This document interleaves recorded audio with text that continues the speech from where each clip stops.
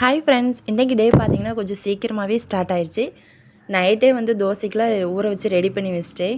காலையில் எழுந்திரிச்சது அதை சுட்டுட்ருந்தேன். இதில் என்னென்ன ஆட் பண்ணியிருக்கேன் அப்படின்றத லாங் வீடியோவாக கீழே டிஸ்கிரிப்ஷனில் லிங்க் கொடுத்துருக்கேன், வேணும்னா செக் பண்ணி பாருங்கள்.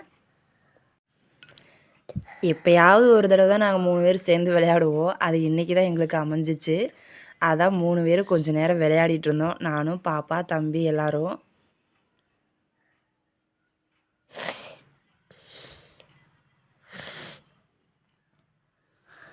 எனக்கும் பாப்பாவுக்கும் விளையாடவே தெரில. தம்பி மட்டும்தான் நல்லா விளையாடுவான், ஆனால் நாங்கள் அவனை விளையாட விடுறதில்ல.